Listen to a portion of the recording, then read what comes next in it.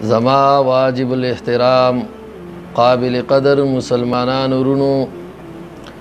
اللہ تبارک و تعالی پا ممتاسو باندی ډیر لوی احسانات او انعامات کړي دي چې مونږ تاسو یې مسلمانان پیدا کړیو،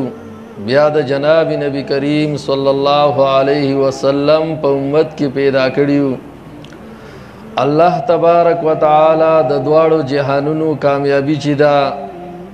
هغه په خپلو حکمونو کې او د نبی علیه السلام په طریقو کې ښودې ده، نو تمام انسانیت چې ده دا به هله کامیابی مومي چې کله د الله حکمونو او د نبی علیه السلام طریقو ته یې غاړه کېښوده، نو عزتمندو د الله حکمونه او د نبی علیه السلام طریقې چې دي د دې د زده کړې ځایونه چې کوم دي هغه د الله کورونه دي او مدارس دي، ځکه الله تبارک و تعالی د انسان د عزت د تحفظ دپاره چې کوم احکامات، قواعد، قوانین او ضوابط بیان کړي دي، نو هغه په دغه مدارسو او په مساجدو کې زده کیږي۔ نو په دې سلسله کې زمونږ دا یوه جامعه ده، مدرسہ اسلامیہ للعلوم النبویہ، چې په دې کې مونږ یو څو ملګري یو، زیما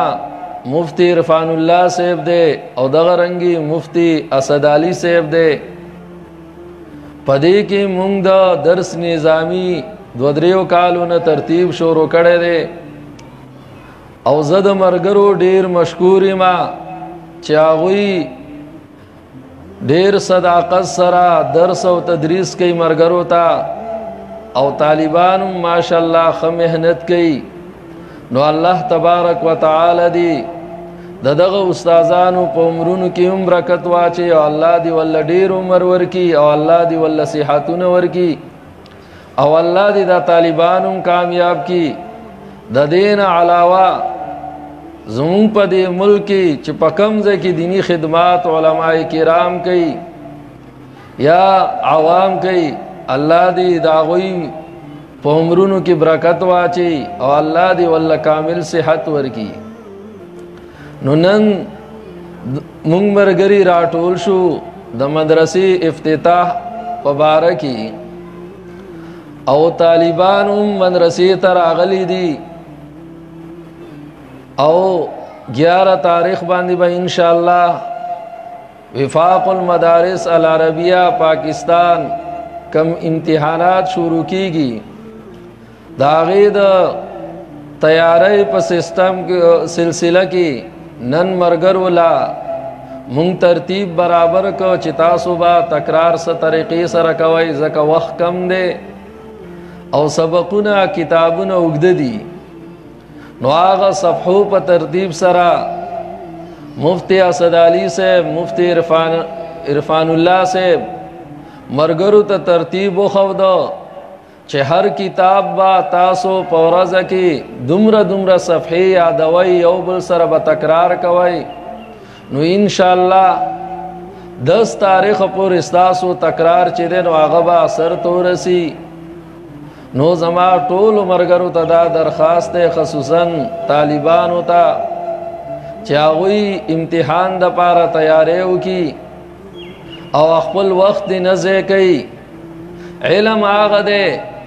چې کم د انسان په دماغ او په زړه کې کېناست، هسې خو کتابونه ډیر لیکلی شوي دي، نو مضبوط علم هغه دی چې هغې کې تکرار وشي او یاد شي، نو الله تبارک و تعالی دی ټول طالبان کامیاب کی او په دې امتحان کې پاس کی۔ او د دین علاوه